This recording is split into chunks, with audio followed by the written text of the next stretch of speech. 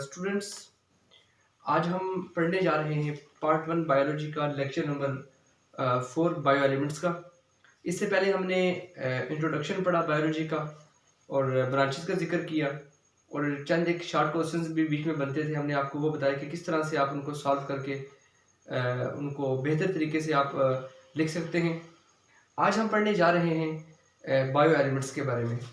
तो bio elements, bio का मतलब लाइफ है और एलिमेंट्स का मतलब एलिमेंट्स ही आप इसको कह रहे हैं कि ऐसे एलिमेंट्स जो कि लाइफ के अंदर जिनकी इन्वॉल्वमेंट होती है, लिविंग ऑर्गेनिजम्स को बनाते हैं। अब इसको हम किस तरह से बयान कर सकते हैं, तो देखते हैं।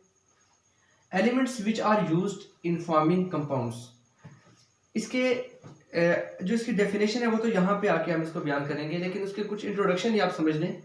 एलिमेंट्स विच आर यूज्ड, ऐसे एलिमेंट्स मतलब बायो एलिमेंट्स ऐसे एलिमेंट्स को कहते हैं विच आर यूज्ड जो इस्तेमाल होते हैं इन फॉर्मिंग कंपाउंड्स, कंपाउंड्स बनाने के लिए इस्तेमाल होते हैं, उन्हें बायो एलिमेंट्स कहते हैं। अब उन कंपाउंड्स का आगे जाके काम क्या होता है, अब हम वो स्टडी करने जा रहे हैं। फ्रॉम विच, इन कंपाउंड से क्या होता है, लिविंग ऑर्गेनिजम्स आर मेड, फिर उन कंपाउंड से लिविंग ऑर्गेनिजम्स बनते हैं। ऐसे बायो एलिमेंट्स जो कि ये काम करते हैं, ऐसे एलिमेंट्स जो ये काम करते हैं, हम उन्हें कहते हैं बायो एलिमेंट्स। अच्छा, पेज नंबर आपके 2 के लास्ट में इसकी एक्सप्लेनेशन मौजूद है, यहाँ पे मेंशन कर दिया। 100 of chemical reactions are involved in maintaining life of even simplest organism. एक सिंपलेस्ट ऑर्गेनिज्म, उसकी जिंदगी को मेंटेन रखने के लिए भी hundreds of chemical reactions involve होते हैं। चाहे वो एक छोटा सा वायरस ही क्यों ना हो और बैक्टीरिया ही वो क्यों ना हो, उसके अंदर भी उसके जो उसकी ग्रोथ हो रही होती है, मल्टीप्लिकेशन हो रही होती है उसकी, उनको या उनके जो रिएक्शंस हो रहे होते हैं उनके अंदर, या कोई भी छोटे से छोटा ऑर्गेनिज्म होगा उसकी बॉडी के अंदर, जो भी केमिकल रिएक्शंस हो रहे होते हैं वो उन सब को मेंटेन करने के लिए, उन सब रिएक्शंस को उन केमिकल रिएक्शंस को जो मेंटेन किया जा रहा होता है। और वो केमिकल रिएक्शंस एक दो नहीं होते, बल्कि वो हजारों की तादाद में, वो सैकड़ों की तादाद में उनके अंदर बॉडी के बैक वक्त हो रहे होते हैं। इन व्यू ऑफ दिस, इस तनाजुर में, समथिंग सरप्राइज दैट, बड़ी हैरत तलब एक बात है, दैट आउट ऑफ, यहाँ से डेफिनेशन शुरू हो जाती है बायो एलिमेंट्स की। Out of 92 naturally occurring chemical elements, 92 ऐसे एलिमेंट्स हैं जो कि अल्लाह ताला ने इस ज़मीन के अंदर रख दिए। 92 नेचुरली, नेचुरल का मतलब है कि नेचर ने, कुदरत ने उनको रख दिया। Occurring chemical elements, only 16 are commonly use in forming, उनके अंदर से 16 ऐसे हैं यूज इन फार्मिंग जो कि इस्तेमाल होते हैं बनाने के लिए। दी कंपाउंड्स, ऐसे कंपाउंड्स को बनाने के लिए इस्तेमाल होते हैं जिनसे क्या होता है, फ्रॉम विच लिविंग ऑर्गेनिज्म। अच्छा, लेक्चर के अंदर जो शॉर्ट फॉर्म में वर्ड्स लिखे गए हैं, जैसे LO, इसका मतलब है लिविंग ऑर्गेनिज्म, ये 3-4 जगह पे आएगा। From which living organisms are made, these 16 and few other elements in the particular organism are called bio elements. इन 16 को हम कहते हैं बायो एलिमेंट्स। और ये सिर्फ 16 नहीं है, बल्कि इसके साथ कुछ और भी हैं, चंद एक हम उनके एग्जांपल भी आपको देंगे, वो कौन से होते हैं। एक बार हम रिवाइज कर लेते हैं डेफिनेशन को कि 92 नेचुरली अकरिंग, बात समझ में आ गई, एलिमेंट्स हैं 92, 92 हैं, उनके अंदर 16 ऐसे हैं जो कि कंपाउंड्स बनाते हैं। 92 में से, इस 92 में से 16 ऐसे हैं जो कि क्या बनाते हैं, कंपाउंड्स बनाते हैं। अब ये जो कंपाउंड्स हैं, फ्रॉम विच लिविंग ऑर्गेनिज्म, इन 16 से क्या बनते हैं, मैं और आप बनते हैं, living organisms are made. These 16, इन 16 को, एंड फ्यू अदर, उन फ्यू अदर की एग्जांपल जो है, फ्यू अदर एलिमेंट की एग्जांपल ये मेंशन की है, जैसे फ्लोराइड हो गया और सिलिका हो गया, ये आगे चल के मैं आपको बताता हूँ। And few other elements particular, जो कि पर्टिकुलर ऑर्गेनिज्म में होते हैं, उसे कहते हैं बायो एलिमेंट्स। जैसे कि फ्लोराइड है, दांतों के अंदर मौजूद होता है। सिलिका, ये जो Lg होता है, उसकी सेल वॉल के अंदर मौजूद होता है। तो यहाँ पे लिखा हुआ है एंड फ्यू अदर एलिमेंट्स, जैसे फ्लोराइड और सिलिका होगी, इन पर्टिकुलर ऑर्गेनिज्म, जो कि पर्टिकुलर ऑर्गेनिज्म के अंदर होते हैं। ये था हमारा बायो एलिमेंट के बारे में। हम नेक्स्ट मूव करते हैं कि टाइप्स इसकी कौन कौन सी होती हैं। तो स्टूडेंट्स, इसकी 3 टाइप्स हैं जो आपकी बुक में के अंदर मौजूद हैं। नंबर 1 टाइप ऐसी होती है जिसका नाम है major bio elements, then minor bio elements, then trace bio elements. सबसे पहले हम पढ़ेंगे मेजर बायो एलिमेंट्स कौन से होते हैं। तो ओनली फ्यू बायो एलिमेंट्स, सिर्फ फ्यू थोड़े से bio elements which are required by living organism, जो कि एक जानदार को, लिविंग ऑर्गेनिज्म को जरूरत होते हैं अपनी जिंदगी की बका के लिए, इन रिलेटिवली हाई कंसंट्रेशन, और वो होते वो थोड़े हैं लेकिन उनकी जो जरूरत होती है और जो उनकी मिकदार होती है वो ज्यादा मिकदार में चाहिए होते हैं, ठीक है, उन्हें कहते हैं हम मेजर बायो एलिमेंट्स। उनके अच्छा, इसका दूसरा नाम है मेजर बायो एलिमेंट का प्राइमरी बायो एलिमेंट्स, इनको प्राइमरी बायो एलिमेंट भी कहते हैं। अब वो कौन कौन से हैं? वो है आपके पास 6 आते हैं। ऑक्सीजन है, उसके बाद कार्बन है, फिर आपके पास उसमें आता है सोडियम आता है, देन आपके पास हाइड्रोजन, कैल्शियम और फास्फोरस आता है। अब हम इसको यहाँ पे आपको इसकी परसेंटेज बताने की कोशिश करते हैं। ऑक्सीजन 65%, जो प्रोटोप्लाज्म है, जो लिविंग ऑर्गेनिज्म है, मतलब जो बायोमास है उसका, उसके अंदर जो ऑक्सीजन की तादाद है बनाने की वो कितनी है? 65% ऑक्सीजन ही कंट्रीब्यूट करता है। देन कार्बन 18%, लिविंग ऑर्गेनिज्म को बनाने वाली चीज क्या है? Carbon. Hydrogen 10% hydrogen living organism को बनाता है। लिविंग ऑर्गेनिज्म को बनाने में नाइट्रोजन की जो कंसंट्रेशन है वो कितनी है? सिर्फ 3%, और कैल्शियम की 2%, फास्फोरस की 1%। तो स्टूडेंट्स, कहने का मतलब ये था कि ये जो 6 मैंने आपके सामने बयान किए, ये 6 क्या हैं? ये 6 बायो एलिमेंट्स हैं जो कि मेजर हैं, मतलब ज्यादा तादाद में। जैसे ऑक्सीजन देखें 65% है, अब ये है तो नंबर में थोड़े लेकिन तादाद में ज्यादा चाहिए होते हैं, इसलिए इनको कहते हैं major bio elements. Next move करते हैं माइनर बायो एलिमेंट्स कौन से होते हैं? प्रेजेंट इन स्मॉल अमाउंट, जो कि लिविंग ऑर्गेनिज्म के अंदर स्मॉल अमाउंट में पाए जाते हैं, इनको सेकेंडरी बायो एलिमेंट्स का नाम दिया जाता है।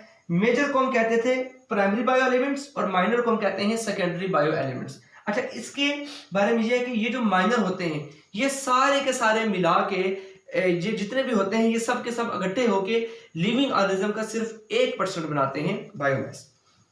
एग्जाम्पल उसकी क्या है? जैसे पोटेशियम 0.35%, आपकी बुक के अंदर एक कॉलम बना हुआ है, उस कॉलम के नीचे करके ये लाइन में लिखा हुआ है, ये जो यहाँ पे मैंने मेंशन किया। उसके बाद यहाँ पे सल्फर है 0.25%, क्लोरीन है यहाँ पे 0.15% है, सोडियम 0.15%। ये Cl और Na दोनों की जो कंसंट्रेशन है वो सेम है, इक्वल है। मैग्नीशियम है इसमें यहाँ पे 0.05%, और आयरन है यहाँ पे 0.004%। अच्छा, इसमें से पेपर में कई बार शॉर्ट क्वेश्चन एमसीक्यू आपसे पूछा जा सकता है कि तादाद क्या होती है, बायो एलिमेंट की डेफिनेशन और उसकी मेजर बायो एलिमेंट्स कौन से होते हैं, उनकी डेफिनेशन पूछी गई है बेशुमार बार पेपर में। और माइनर के बारे में ऑब्जेक्टिव पॉइंट ऑफ व्यू से निहायत इंपॉर्टेंट है। और यहाँ पे एक और ऑब्जेक्टिव भी है जो मैंने भी बताया कि माइनर जो बायो एलिमेंट्स होते हैं वो सारे के सारे, मतलब 1 2 3 4 5 6। मजे की बात यह है कि मेजर भी 6 हैं, माइनर भी 6। अभी हमने टोटल इधर क्या पढ़ा? 16, 92 नेचुरल लिए, उनमें से 16 हमने पूरे करने हैं। 6 ये हो गए, 6 ये हो गए, 6 और 6 12, और 12 और 1 2 3 4 16। ये मतलब मेजर, माइनर और ट्रेस, ये तीनों मिला के जो टोटल बनते हैं वो है 16 बायो एलिमेंट्स। अब हम आगे मूव करते हैं ट्रेस। ट्रेस क्या? ट्रेस का मतलब है जो कि निहायत ही थोड़ी तादाद में चाहिए होते हैं लिविंग ऑर्गेनिज्म की बॉडी को, very small, required in very small amount but very important for normal functioning. चाहिए ये थोड़ी अमाउंट में, लेकिन नॉर्मल बॉडी के फंक्शन को परफॉर्म करने के लिए इनकी मौजूदगी बहुत जरूरी है, अशद जरूरी है। अब इसमें कौन से आते हैं? जिंक, आयोडीन, मैंगनीज और कॉपर। इसको याद करने का तरीका ये है ZIMC,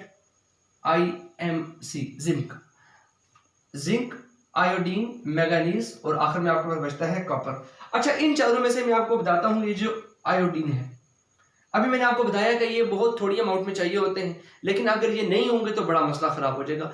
जैसे आयोडीन की कमी अगर बॉडी में हो जाए तो हमारा गला सूज जाता है, इसे कहते हैं इनलार्जमेंट ऑफ थायराइड ग्लैंड। यहाँ पे थायराइड ग्लैंड होती है, वो उसकी स्वेलिंग हो जाती है। इस कंडीशन को जो नाम देते हैं उसे कहते हैं गॉइटर। अच्छा बच्चों, यहाँ तक हमने पढ़ लिया बायो एलिमेंट्स क्या होते हैं, उनकी थोड़ी सी हमने तफसील वजाहत समझने की कोशिश की है। फिर हमने डेफिनेशन उसकी पढ़ी है, देन हमने उसकी 3 टाइप्स पढ़ ली। अब हम आगे मूव करते हैं फैक्ट के बारे में। आपकी बुक में इसके बाद ये मेंशन किया गया कि एक हकीकत है, वो हकीकत क्या है हम समझने जा रहे हैं कि 16 bio elements are found in living organisms. 16 bio element living organism के अंदर मौजूद हैं। अभी पढ़ा हमने, their properties differ from those, उनकी जो प्रॉपर्टीज होती हैं वो डिफर करती हैं those present in the non living world. अच्छा, एक बात तो आपको पता होनी चाहिए कि जो 16 बायो एलिमेंट्स होते हैं ये लिविंग ऑर्गेनिज्म के अंदर भी मौजूद हैं और ये नॉन लिविंग के अंदर भी मौजूद हैं। There properties differ from those present in the non living, जो कि लिविंग के अंदर मौजूद है उनकी प्रॉपर्टी कुछ और होती है, होते यही है। जैसे कार्बन उधर भी है, लिविंग थिंग में भी है, ऑक्सीजन मौजूद होती है नॉन लिविंग के अंदर भी, लिविंग के अंदर भी मौजूद होती है, लेकिन इनकी जो इनकी प्रॉपर्टीज हैं वो मुख्तलिफ होती हैं लिविंग के अंदर और नॉन लिविंग के अंदर। सो इट शोज दैट, इससे हमें ये बात पता लगती है bio elements have special properties, in bio element की स्पेशल प्रॉपर्टीज होती हैं लिविंग ऑर्गेनिज्म के अंदर, लिहाजा which make them basis of life, जो कि जिंदगी का वजूद उनको बख्शती हैं। तो इसका फैक्ट ये था, मैं आपको जरा आसान लफ्ज में समझाने की, अल्फाज में समझाने की एक कोशिश करता हूँ। फैक्ट ये है हमारे पास कि 16 बायो एलिमेंट्स जो होते हैं वो लिविंग ऑर्गेनिजम्स के अंदर मौजूद हैं और वो नॉन लिविंग ऑब्जेक्ट्स के अंदर भी मौजूद हैं। ये बात तो हमारी वाज़ेह होगी। अब वो कहता है वो ये है कि उनके अंदर जो लिविंग ऑर्गेनिजम्स होते हैं उनके अंदर इनकी जो फंक्शनिंग होती है वो ज़रा सी डिफरेंट होती है, इनकी जो प्रॉपर्टीज होती हैं वो ज़रा डिफरेंट होती हैं और नॉन लिविंग के अंदर इनकी प्रॉपर्टीज ज़रा डिफरेंट होती हैं।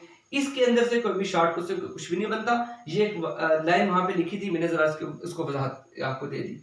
अच्छा स्टूडेंट्स, इसके बाद हम मूव करेंगे बायोलॉजिकल ऑर्गेनाइजेशन के ऊपर, लेकिन बायोलॉजिकल ऑर्गेनाइजेशन में जाने से पहले 3 डेफिनेशंस आती हैं हमारे पास।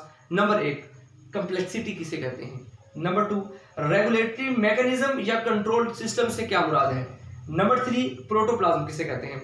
ये 3 डेफिनेशन आपको आपके लिए समझना बहुत जरूरी है। नंबर 1, कंप्लेक्सिटी से मुराद क्या है। Biological organization is not simple. पहली बात उस दिन हमने पढ़ी थी कि जो लाइफ की अपने प्रॉपर्टीज लेक्चर में 1 में पढ़ी थी, उसमें हमने पढ़ा था कि कम्प्लेक्स एंटाइटी, कि बहुत ही कम्प्लेक्स किस्म की लिविंग ऑर्गेनिज्म की ऑर्गेनाइजेशन होती है। जो बायोलॉजिकल ऑर्गेनाइजेशन, जो लाइफ है, जो लिविंग ऑर्गेनिजम्स की लाइफ है या लिविंग ऑर्गेनिज्म जो हैं वो सिंपल नहीं होते। हाई डिग्री ऑफ कम्प्लेक्सिटी, उनमें बड़ी ही पेचीदगियां होती हैं उनकी स्ट्रक्चर के अंदर। Because living organism have to perform number of processes. क्यों? क्योंकि लिविंग ऑर्गेनिज्म को अपना फंक्शन परफॉर्म करने के लिए उनको मुख्तलिफ किस्म के केमिकल रिएक्शन उनके बॉडी के अंदर हो रहे होते हैं। उन केमिकल रिएक्शन को कंटिन्यू करने के लिए उनका जो बॉडी का स्ट्रक्चर है वो बड़ा ही कम्प्लेक्स किस्म का बना हुआ है। Distinguish them from non living, और ये जो बात मैंने आपको कम्प्लेक्सिटी की बताई है, ये नॉन लिविंग थिंग के अंदर इतनी कम्प्लेक्सिटी नहीं होती जितनी कम्प्लेक्सिटी कहाँ पे होती है, लिविंग ऑर्गेनिज्म के बॉडी के अंदर। दूसरी डेफिनेशन हमारे पास आती है रेगुलेटरी मैकेनिज्म। इससे क्या मुराद है? इससे मुराद है कंट्रोल सिस्टम। जैसा कि चलिए मैं आपको यहां से वजाहत करता हूं। Living organism has built in, ये एक लफ्ज यहां पे लिखा हुआ है बिल्ट इन। इसका मतलब क्या है? आप मोबाइल खरीदते हैं या लैपटॉप खरीदते हैं मार्केट से, उस मोबाइल के अंदर पहले से कुछ चीजें बाय डिफॉल्ट उसके अंदर मौजूद होती हैं, एप्लीकेशंस, ऐप्स जिसे कहते हैं। कुछ आप प्ले स्टोर में जाके उसमें से आप डाउनलोड करते हैं और उनको फिर आप रन करते हैं। जो चीजें किसी भी चीज के अंदर पहले से मौजूद हों उसे कहते हैं बिल्ट इन, बाय डिफॉल्ट जो वहां पे मौजूद होती हैं। Living organism has built in regulatory mechanism. Living organism के अंदर एक मोबाइल फोन के अंदर जैसे पहले से ऐप मौजूद होती है, इसी तरीके से लिविंग ऑर्गेनिज्म की बॉडी के अंदर क्या मौजूद होता है, रेगुलेटरी मैकेनिज्म मौजूद होता है। और वो क्या करता है, विच इंटरेक्ट विद द एनवायरनमेंट, और जो लिविंग ऑर्गेनिज्म के एनवायरनमेंट के साथ इंटरेक्ट करता है। इंटरेक्ट का मतलब ये मैं आपको वजाहत इसकी देता हूँ कैसे। जैसा कि स्टूडेंट्स आपने देखा होगा हमारी बॉडी के जो टेम्परेचर है नॉर्मल वो है 37 डिग्री सेंटीग्रेड। अब होता क्या है, 37 डिग्री सेंटीग्रेड हमारी बॉडी का टेम्परेचर है, बाज़ औक़ात ये 38 पे चला जाएगा और 36 पे भी जा सकता है, ठीक है। अब हमारी बॉडी का जब टेम्परेचर 36 पे गया तो हमारी बॉडी ने उसको फौरी तौर पे क्या किया, हमारी बॉडी के अंदर कोई सिस्टम फौरन से एक्टिवेट हुआ और उसने हमारी बॉडी को नॉर्मल रखा। इसकी मिसाल आप दूसरे अगर मैं आपको पेराई में समझाने की कोशिश करूं, आप ये देखें कि जब सर्दियां होती हैं और जब गर्मियों का जून जुलाई का मौसम आता है या दिसंबर की हम बात करते हैं, दिसंबर में बर्फ पड़ रही होती है, उस वक्त हम सर्वाइव कर रहे होते हैं।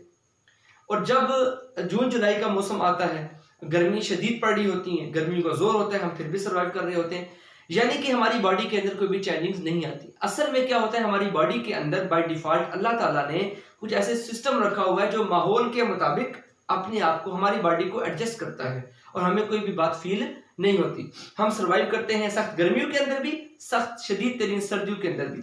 वो यही बात कर रहे हैं कि living organism built in regulatory mechanism which interact with the environment. और ये जो सिस्टम है उनका बॉडी की, जो मेरी बॉडी के अंदर जो रेगुलेटरी मैकेनिज्म है, वो क्या करेगा, मेरे इन्वायरमेंट के साथ जाके इंटरेक्ट करेगा टू सस्टेन, ताकि मेंटेन किया जा सके, बरकरार रखा जा सके। सस्टेन का मतलब है बरकरार रखना। It's structural and functional integrity, ताकि मेरी बॉडी की जो स्ट्रक्चर है वो मेंटेन रह सके, मेरी बॉडी की जो सेल्स या टिश्यूज की जो नॉर्मल फंक्शनिंग है वो भी मेंटेन रह सके। इसलिए कुदरत ने हमारी बॉडी के अंदर क्या रखा हुआ है, एक कंट्रोल सिस्टम रखा हुआ है, चीज़ों को जो फौरी तौर पे कंट्रोल कर लेते हैं। तो स्टूडेंट्स, ये दो डेफिनेशन हमारी कम्प्लेक्सिटी की भी होगी, रेगुलेटरी मैकेनिज्म की भी होगी। तीसरी डेफिनेशन हमारे पास आती है प्रोटोप्लाज्म की, कि प्रोटोप्लाज्म क्या हमारा living organism is compose of highly structured living substance.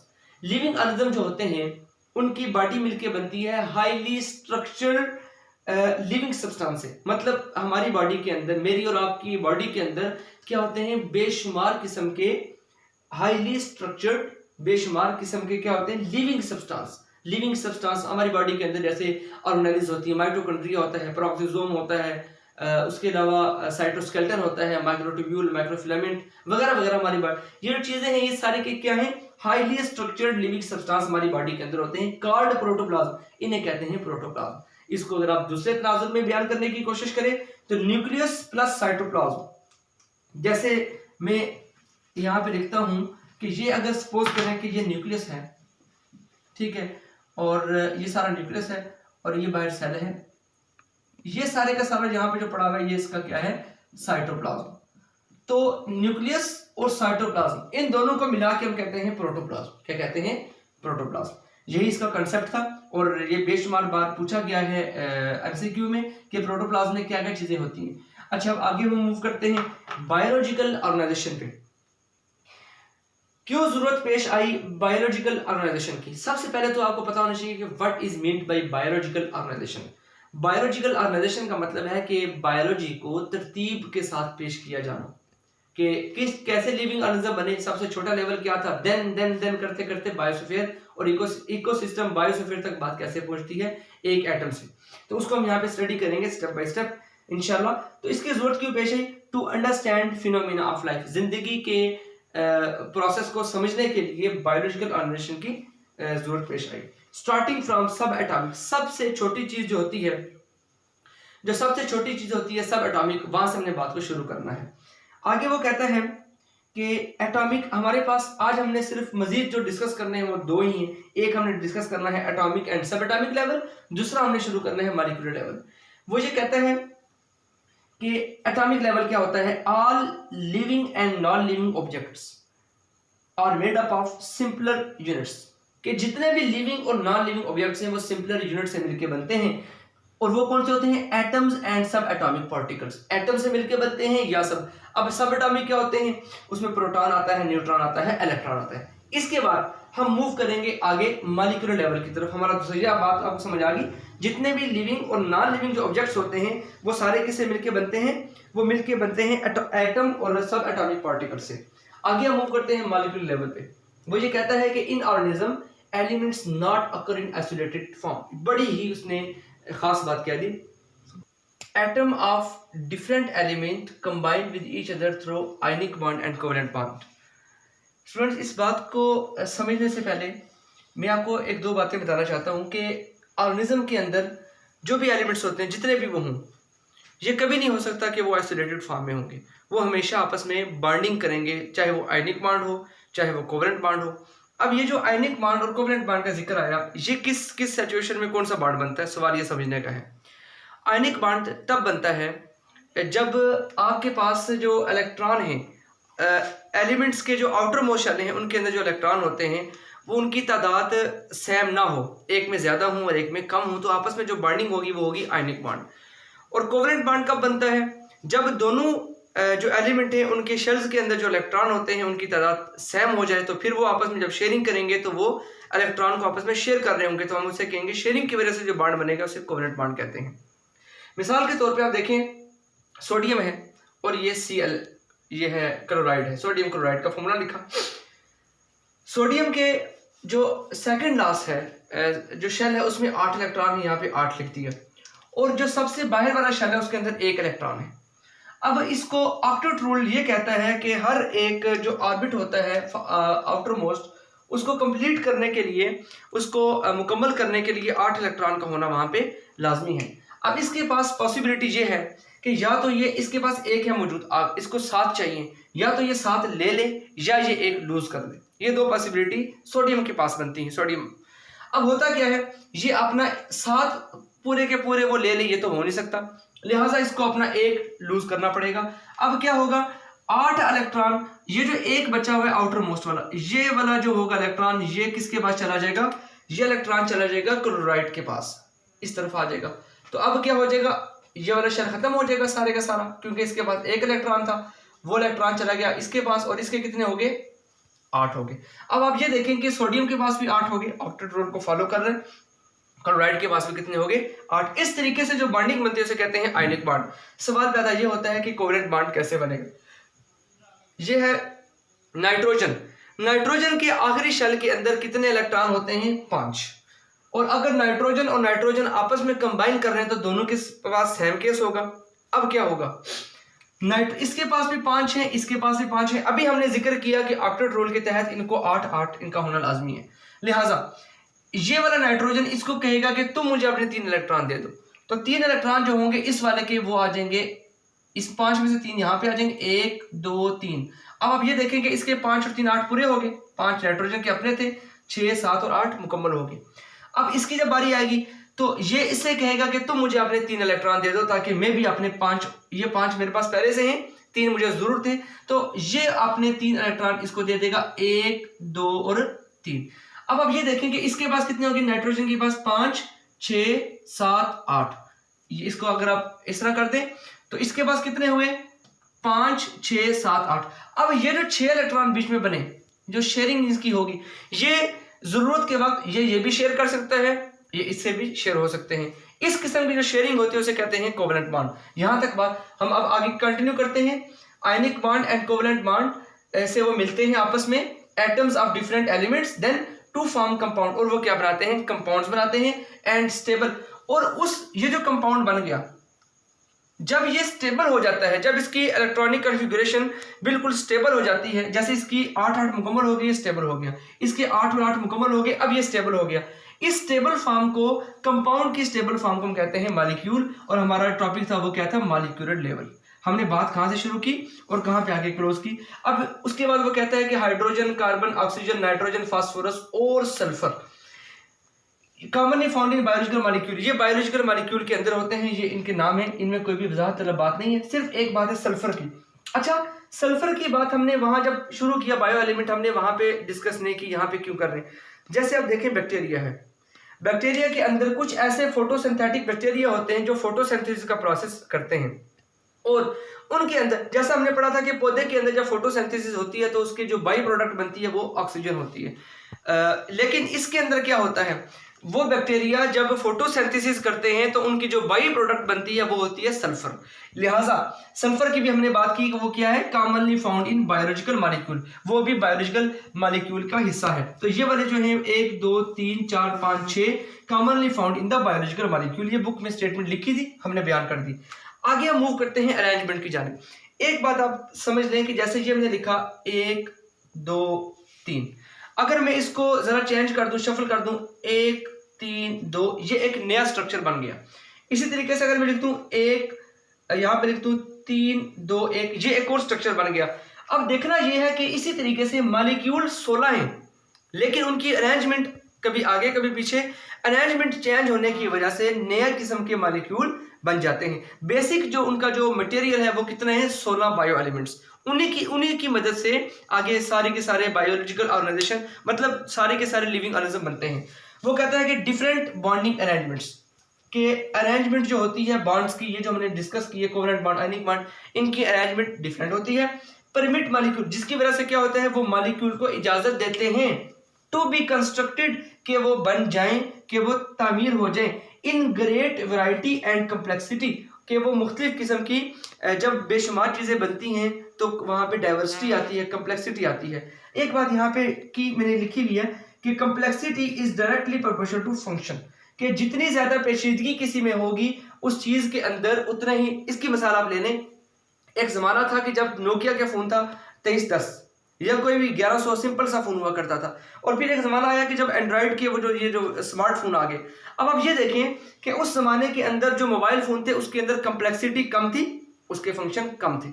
अब हमारे पास जो एंड्रॉयड मोबाइल फ़ोन या स्मार्टफोन्स आ गए, इसके अंदर कम्प्लेक्सिटी ज़्यादा है, इसके फंक्शन भी ज़्यादा है। इसी तरीके से वो कहता है कि जब बॉन्डिंग अरेंजमेंट से जो मॉलिक्यूल्स होते हैं उनके अंदर बॉन्डिंग की जो बॉन्ड बन रहे होती है, आयनिक बॉन्ड, कोवेलेंट बॉन्ड, उनकी अरेंजमेंट जब ऊपर नीचे होती है, शफल होती है, उसके नतीजे में बेशुमार किस्म के नए मॉलिक्यूल बनते हैं, उसमें कम्प्लेक्सिटी आती है, और जब कम्प्लेक्सिटी किसी चीज़ में आती है तो उसके फंक्शन भी ज़्यादा, उसके करने की सलाहियत उसमें ज़्यादा बढ़ जाती है। हम आगे मूव करते हैं टाइप्स के बारे में, कि टाइप्स इसकी कौन कौन सी होती हैं मॉलिक्यूल्स की। On the base of molecular weight, molecular weight के लिहाज से इसकी टाइप कौन सी है, micro molecule and macro molecule.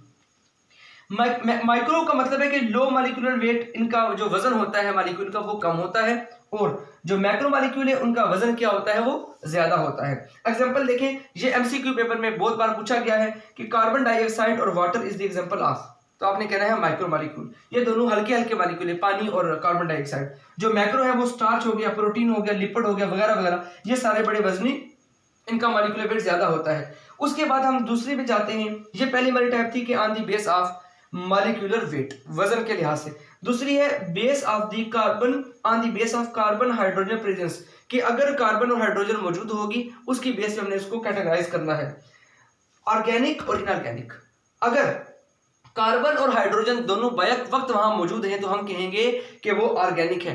अगर कार्बन और हाइड्रोजन के अंदर से दोनों में से सिर्फ एक चीज मौजूद होगी तो हम कहेंगे कि वो इनऑर्गेनिक है। अब यहाँ पे उसने मजीद लिखा हुआ है कि ऑर्गेनिज्म, अच्छा इससे पहले बोर्ड में सवाल आता है कि right types of molecule in the living world, क्योंकि आपकी बुक में वहां पे मेंशन किया गया है कि in the living world the molecules are organic and inorganic. तो लिविंग वर्ल्ड के लिहाज से इसकी कितने टाइप्स हैं, 2, या base of the on the base of carbon and hydrogen presence. अब आप इसको दो तरीकों से लिख सकते हैं, एक इस तरीके से और एक इस तरीके से।